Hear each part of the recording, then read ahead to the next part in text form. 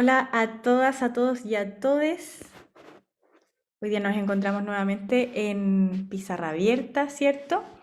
Esta instancia es una instancia de carácter pedagógico que se enmarca dentro del programa educativo 2021 de la Fundación Artesanías de Chile.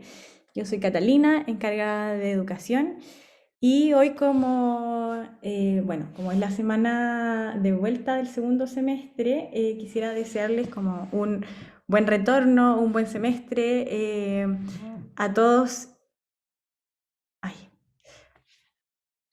Ay, ahí se metió un profesor. A todos y a todas los docentes y estudiantes que hoy comienzan esta segunda tanda lectiva, ¿verdad?, del año. Muchos de manera híbrida, así que bueno, la mejor de las suertes para todas y todos, ¿ya?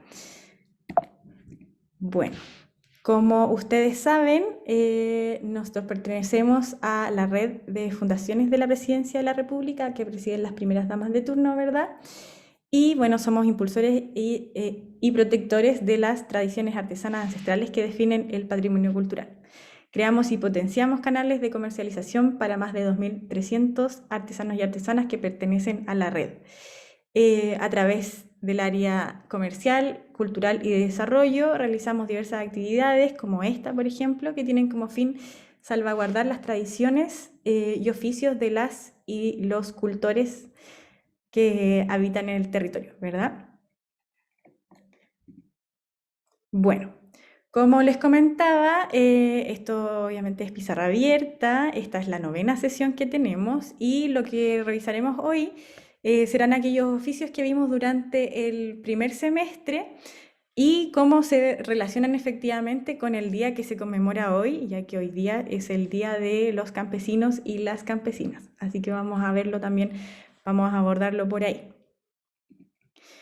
Bueno, como ustedes también saben, nuestra idea es siempre vincular la artesanía con los objetivos de aprendizaje del currículum nacional vigente, ¿verdad? Por lo que los objetivos que hoy veremos serán el objetivo de aprendizaje 8 de Historia, Geografía y Ciencias Sociales de primero básico y también el objetivo de aprendizaje 8 de Ciencias Naturales de primero medio, ¿ya?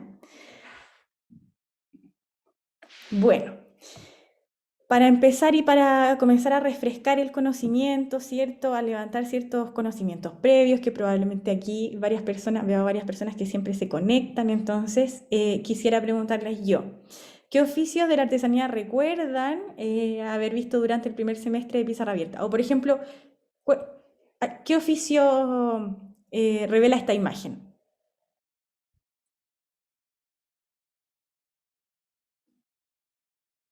Si alguien sabe, se desmutea y lo comenta.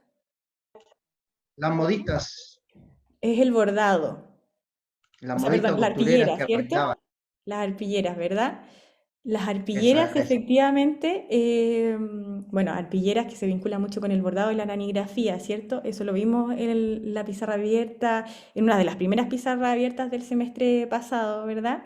En este caso, vemos el caso de unas arpilleristas de Pudahuel, ¿verdad? Sabemos que también hay otros territorios en donde se da este oficio, por ejemplo, en La Hormida, en Peñalolén, ¿cierto? La lanigrafía en Niebla, el bordado también en Copiulemu, y así, ¿verdad? Bueno, también vimos este otro oficio, ¿cierto? ¿Alguien se acuerda cuál es este oficio? Alfarería. La alfarería, ¿cierto? Y esta de Quinchamalí en específico, ¿recuerdas cómo es? ¿Por qué se distingue?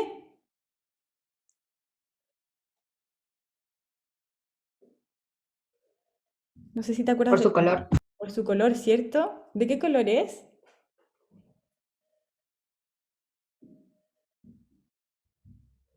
Negro. Negro, ¿verdad? Negro con inscripciones en bajo relieve blancas, ¿cierto? Son muy, bueno, la guitarrera es como la pieza más famosa, digamos. Muy bien, perfecto. Ay. Bueno, y este oficio, ¿alguien recuerda cuando vimos cuando hablamos con los artesanos, porque eran varios, y abordamos este en específico.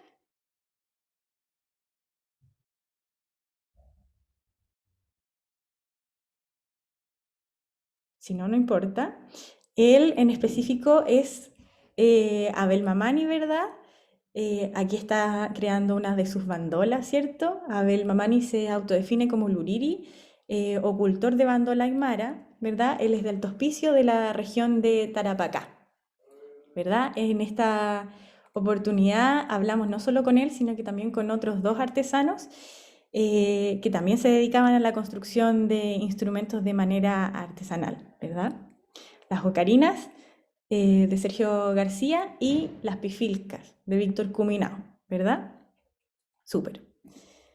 Entonces, bueno, en consideración del día que hoy conmemoramos, queremos hacer una revisión de estos oficios que vimos el primer semestre, pero desde el mundo rural, ¿verdad? ¿Qué piensan ustedes, qué antecedentes tienen o qué es para ustedes el mundo rural?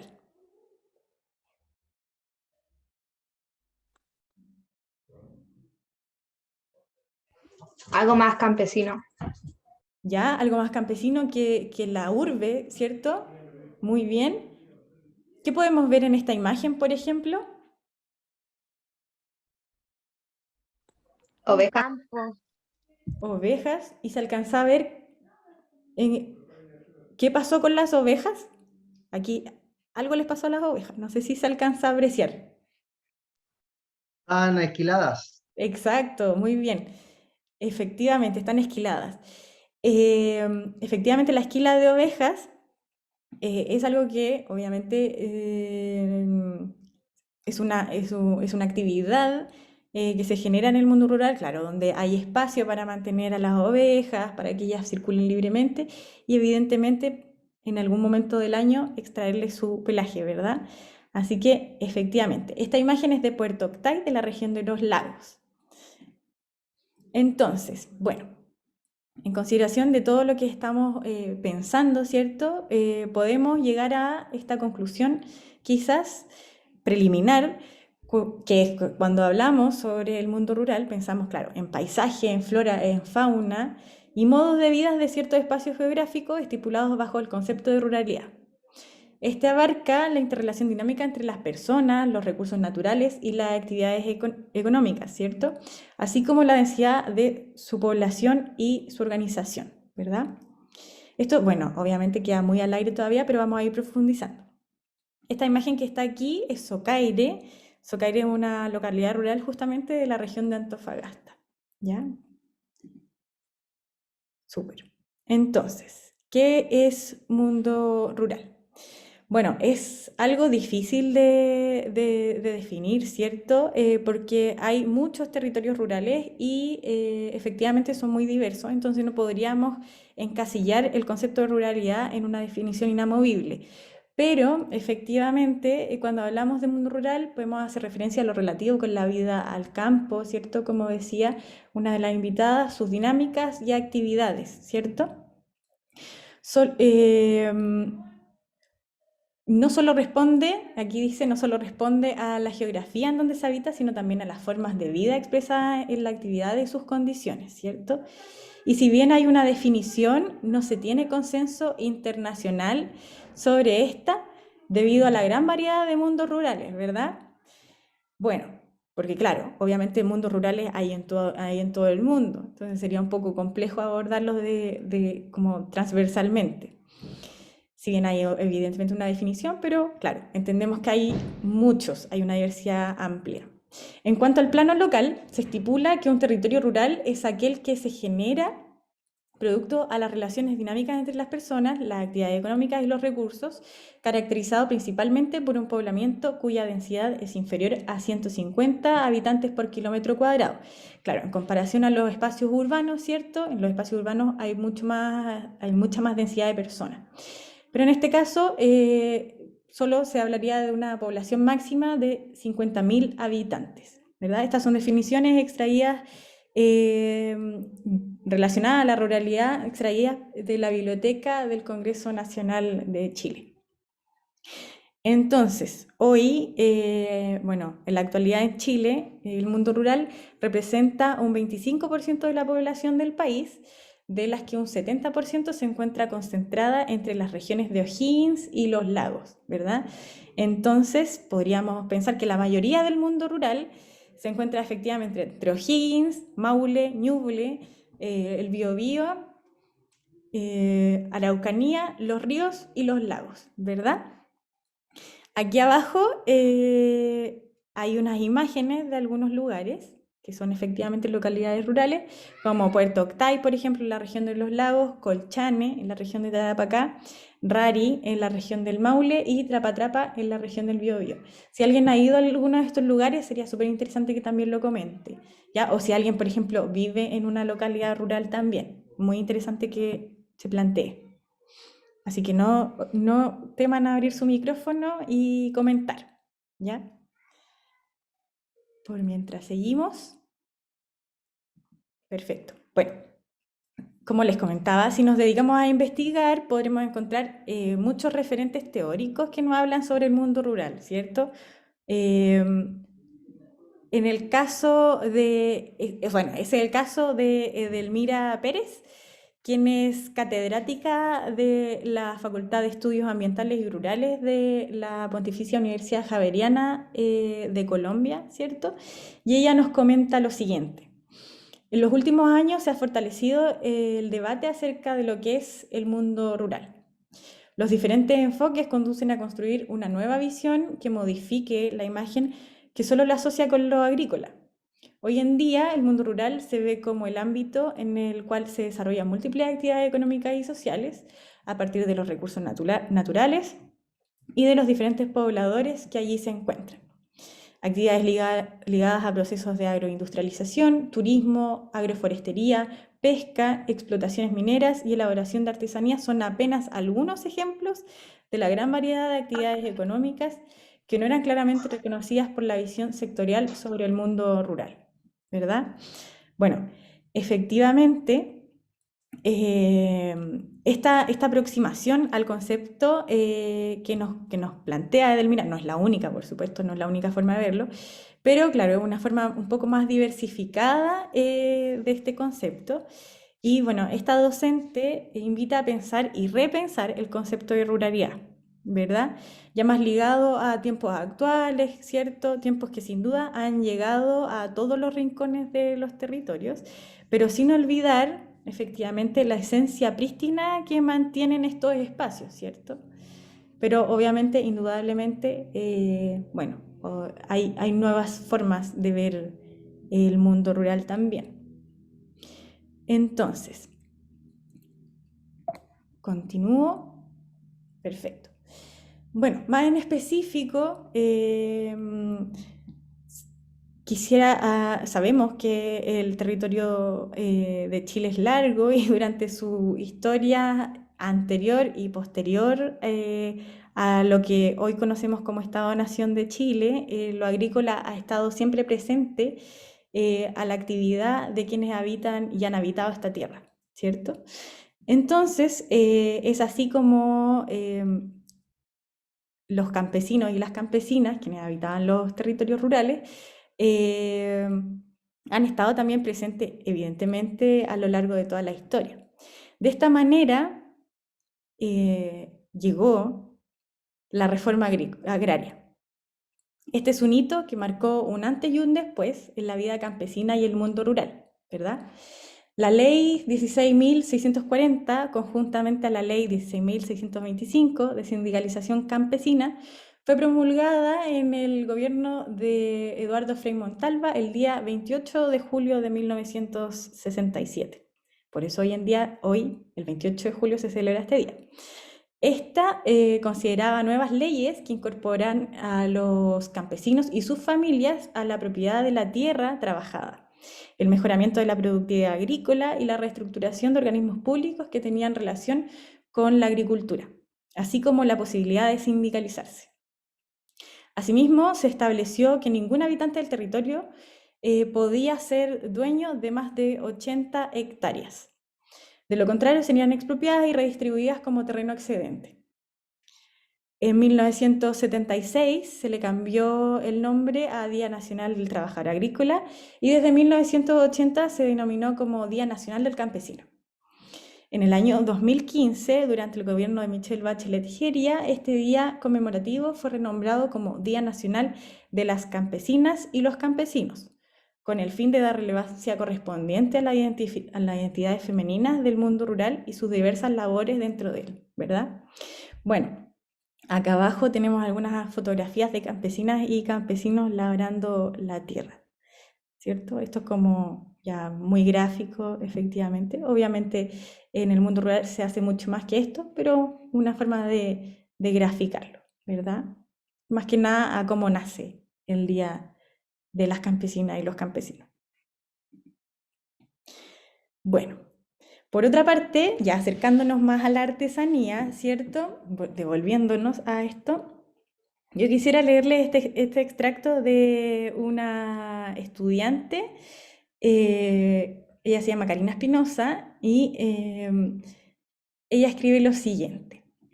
Esto es un extracto, por supuesto, de un cuento mucho más largo. Al principio pone: mi mamá demoró más de lo habitual en cortar leña porque había solo acacios y este árbol es demasiado duro para cortar. Por eso fuimos más tarde a recoger los huevos y a esa hora las gallinas ya se habían acostado. Pero fue tremenda nuestra sorpresa al entrar al gallinero y darnos cuenta que solo había 4 gallinas y no estaba mi gallo, el Michael Jackson. Esta historia efectivamente la escribió una estudiante y bueno, la citamos acá, extraída desde el libro Chile soy yo, Historias de nuestra tierra, de Foucault, del año 2006. ¿Y por qué la citamos? Bueno, porque claro, ella da cuenta efectivamente de muchos aspectos ligados al mundo rural. No sé si alguien puede quizás reconocer estos aspectos que están efectivamente ligados al mundo rural. Si es que alguien pudiera contestarme, sería excelente. ¿De qué manera Lo se... de ir a buscar los huevos. Por ejemplo, ir a buscar los huevos, ¿cierto? O por ejemplo, esta sabiduría efectivamente que tiene la niña al reconocer que los acacios efectivamente son un árbol demasiado duro de cortar. Todos estos antecedentes que parecen mínimos de repente, efectivamente nos dan cuenta de un saber de un territorio, ¿verdad? No es menor. Bueno, y además este texto es muy gracioso de leer también. Bueno, pero ahí se los dejo para que efectivamente vayamos pensando de qué manera nos podemos ir acercando también a estos espacios. Bueno, ¿cómo se refleja el mundo rural en la artesanía? Así directamente. No sé si alguien quizás pudiese contestarme esta pregunta, ¿cómo lo ven ustedes? ¿Por qué el mundo rural efectivamente se podría acercar a los oficios artesanales?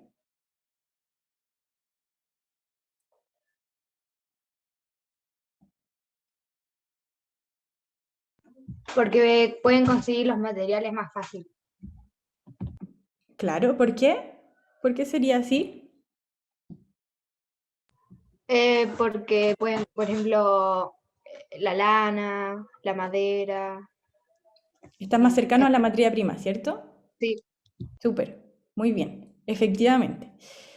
Efectivamente, como dice Violeta, el mundo rural se conecta con la artesanía debido a que muchas y muchos cultores provienen y o habitan zonas rurales, ¿cierto?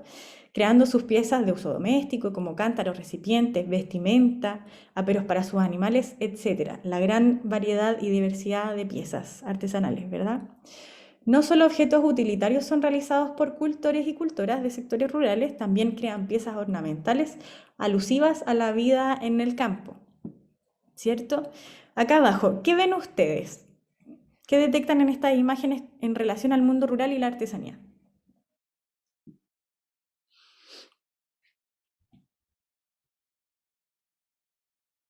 alfarería. Alfarería, por ejemplo, esta fuente de la fuente gallina de Quinchamalí es una pieza utilitaria de uso doméstico que se ocupa en la cocina, ¿cierto? Y claro, efectivamente, bueno, recoge este imaginario,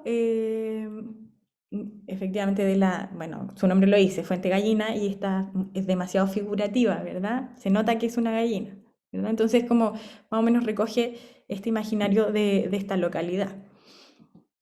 Por otro lado, tenemos llamas con sus borlas, ¿cierto?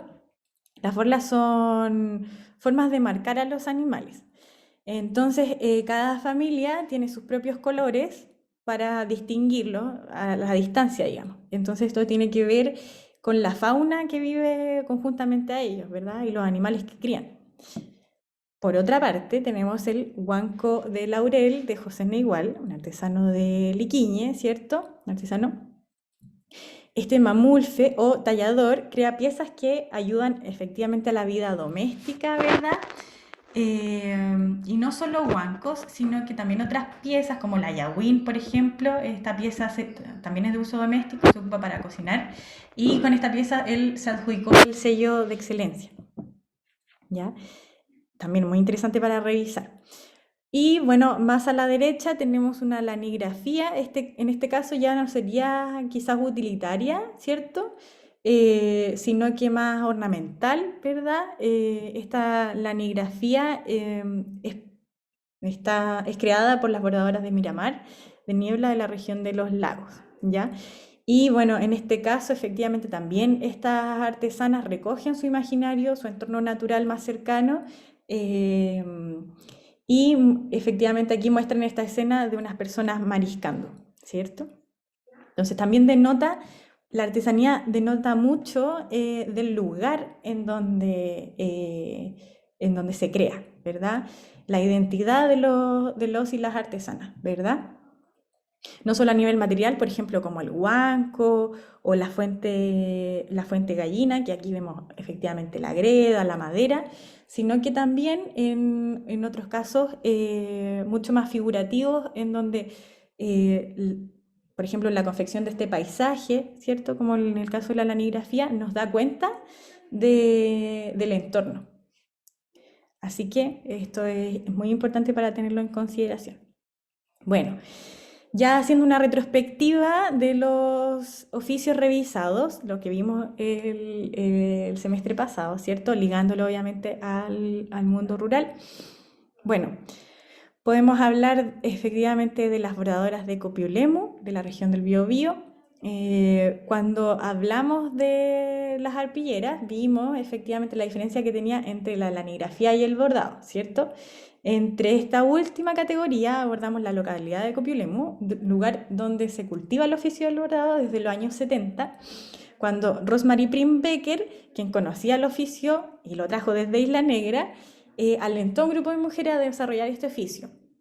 Ella alienta a este grupo de mujeres porque piensa que esta podría ser una buena actividad para generar ingresos en las mujeres de la localidad, en donde hasta ese momento las actividades remuneradas se concentraban en espacios masculinos, ¿verdad? Y relacionados más a la agricultura. Entonces yo quisiera preguntarles ahora a ustedes, ¿qué escenas se alcanzan a apreciar de estas piezas artesanales? ¿O en qué espacio geográfico están situadas?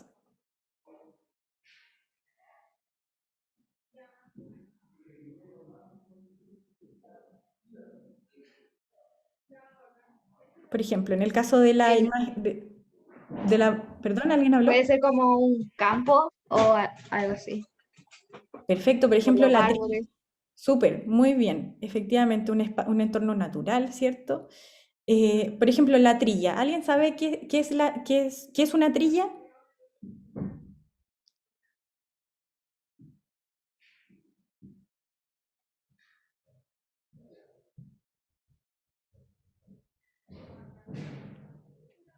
Si alguien está hablando, no lo escucho, está muteado. Bueno, en el caso del bordado que está hacia la derecha, ¿verdad? Vemos una escena de una trilla, ¿verdad?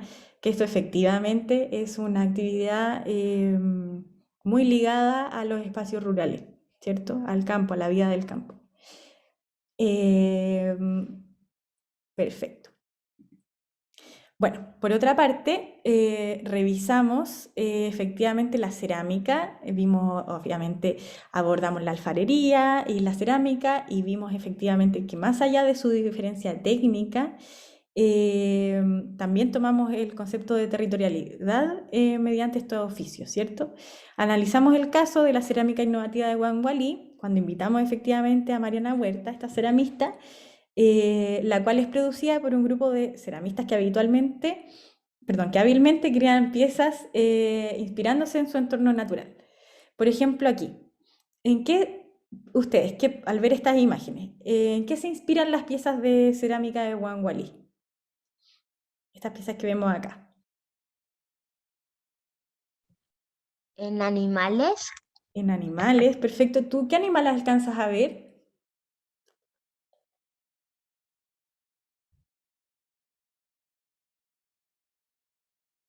¿Qué animal se distingue aquí? Mira, aquí hay un súper buen antecedente. Dice, uno, fuente de cabra con patas. Entonces quizás, claro, esta efectivamente se inspiró en una cabrita para crear esta fuente, ¿cierto? Y en el caso de la imagen 2, ¿alguien alcanza a percibir quizás qué elemento quiso representar en esta cerámica?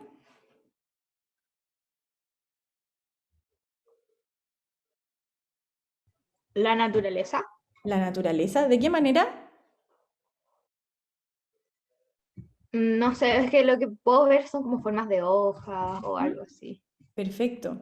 Sí, muy bien. En este caso, claro, ella se inspira en un cactus, ¿ya? Que obviamente también están muy presentes en la región de Coquimbo. Perfecto. Bueno, continuamos. Bueno, también vimos efectivamente la alfarería de Quinchamalí, ¿cierto? Durante la Semana de la Educación Artística abordamos el tema de la herencia como caudal educativo, ¿cierto? Instancia en la que hablamos con Naya Núñez, quien es alfarera de Quinchamalí y quien nos comentó cómo su oficio había sido traspasado de generación en generación desde su madre, ¿cierto? Perpetuando los saberes de su localidad, ¿cierto? Que llevan tantos años, tantas generaciones abordando este oficio, ¿verdad? ¿Alguien se acuerda bueno, aquí sale el nombre, pero alguien se acuerda quizás de cómo se concibe la guitarrera de Quinchamalí? ¿Se acuerdan que vimos su historia un poco?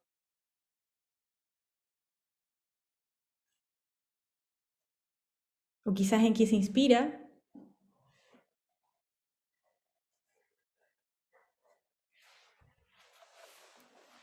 Bueno, efectivamente, hay muchos antecedentes y hay muchas maneras quizás de plantear cómo surge esta pieza. Hay personas que efectivamente lo ligan, por ejemplo, con exponentes de la música que efectivamente son de esta región, ¿verdad? Como Violeta Parra, quien era de San Fabián, o Margot Loyola, quien era de Linares, que efectivamente encarnan esta imagen de la mujer guitarrera, ¿verdad? Mujer cantora, pero efectivamente hay muchas leyendas que abordan el tema de la guitarrera de Quinchamalí. Hay otras más que podrían investigar y son muy interesantes de abordar. En el caso de Nayadet, ella nos comentaba que actualmente cuando ella crea esta pieza, la concibe de otra forma, la concibe como la representación de las mujeres de Quinchamalí en la actualidad, digamos, ¿ya? Y en específico, claro, en este trabajo que han llevado ellas, las alfareras, durante tanto tiempo. Así que por ahí va un poco esta historia. Y bueno, por otro lado, ya yéndonos más al sur, está el tallado en madera de Liquiñe, de la región de Los Ríos. Y efectivamente el último tópico que abordamos fue el tema de la música en la artesanía y cómo los maestros artesanos le dan vida a instrumentos. Uno de ellos es el mamulfe o tallador en madera mapuche, Víctor Cuminao, quien revela que la materia prima que utiliza es solo madera muerta o madera caída, conservando el bienestar ecológico del lugar donde habita. Estas son las pifilcas que hace Víctor Cuminao, ¿verdad? Y voy a mostrarles aquí un pequeño video en donde se muestra cómo efectivamente el artesano carga la materia prima para llevarla efectivamente a su casa, a su taller, en donde él genera sus piezas. Es un video bien cortito.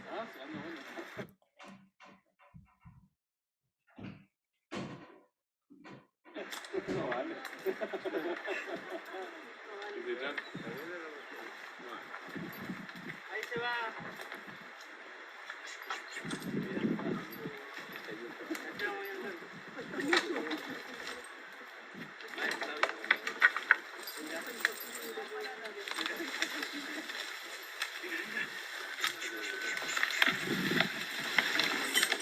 Venga. Esto tiene nombre igual. Uno se llama Ingrato y el otro se llama Corazón. Ingrato Corazón. No, así no entiendo. Ya lo que hice aquí es acercar un palo. Después, claro, este se sube acá. Y yo ya tengo uno ahí arriba, entonces lo adelanté ahí un poco. Ahora voy a partir un palo con la cerradera.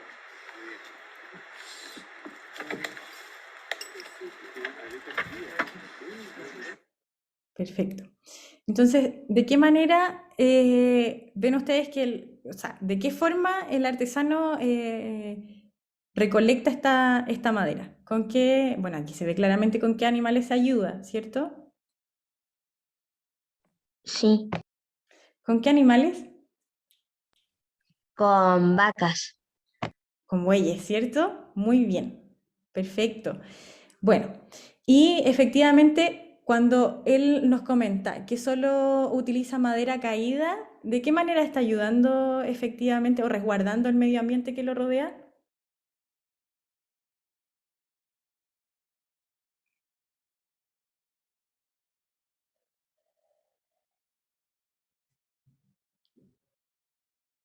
Porque no tala la madera, ¿cierto?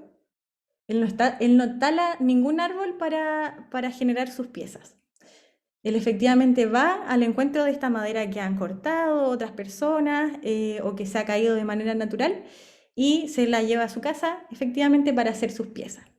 Y para que ustedes sepan, bueno, vamos a ver aquí también cómo suenan efectivamente las pifilcas de Víctor.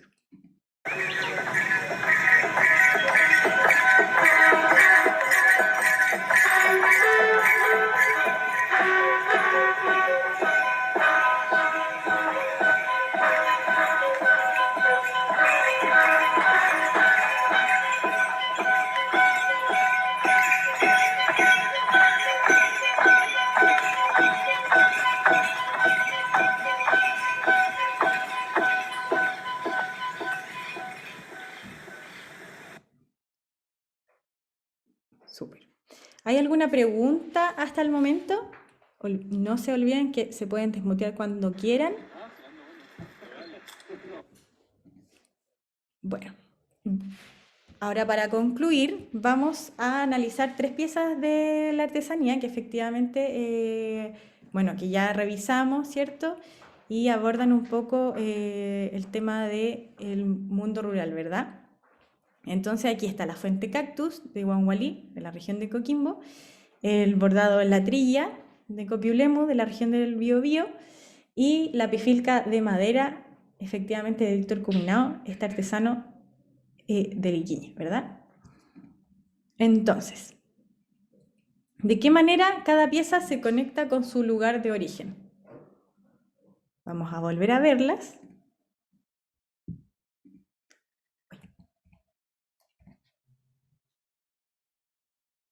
¿Cuál es el vínculo de cada pieza con el mundo rural?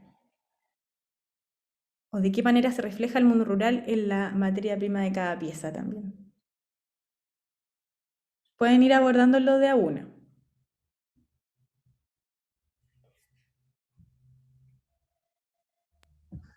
Que se basaron de la naturaleza, como el primero del cactus, el otro de donde están como una orilla y hacen como cosas de la naturaleza también sacan la materia prima. Perfecto. Efectivamente. Claro, se inspiran, ¿cierto?, para crear sus piezas. Por ejemplo, en el primer caso, vemos que esta pieza no solamente o sea, recolecta la materia prima de este espacio, de esta región, y además le da forma según los elementos naturales que la artesana reconoce en su mismo entorno, ¿cierto? En el segundo caso, obviamente es una escena, es una imagen del mundo rural efectivamente, como es esta trilla, ¿cierto? Una actividad típica, digamos.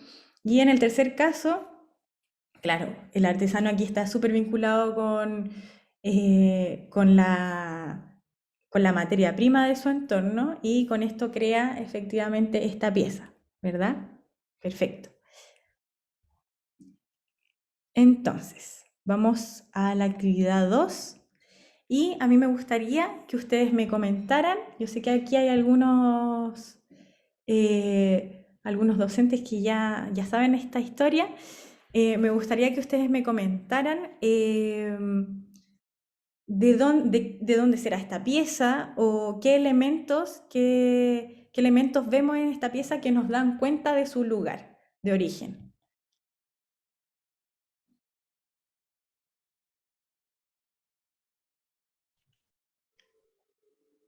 Chimbarongo. Profesor Nicolás nos dice Chimbarongo, pero recuerde que esto es de Doñihue. Era de los chamanes. Perdón. Sí, no se preocupe. Efectivamente, Doñihue, pero quisiera preguntarle, efectivamente, si no supiéramos la historia que hay detrás de estos chamantos, ¿qué elementos podrían darnos cuenta que efectivamente esta pieza recoge un imaginario de la zona central? Las viñas, en primer lugar, también se suelen ver rosa, en tanto, igual que la actividad anterior, son piezas de artesanía que recogen elementos de la naturaleza. Y eso hace evidente que son de la zona, por el tema de la paz y el clima mediterráneo. Perfecto, muy bien, súper. Y claro, y efectivamente este chamanto uno lo ve y lo asocia efectivamente al guaso, ¿cierto? A la vestimenta que ocupa, que también típico de la zona central.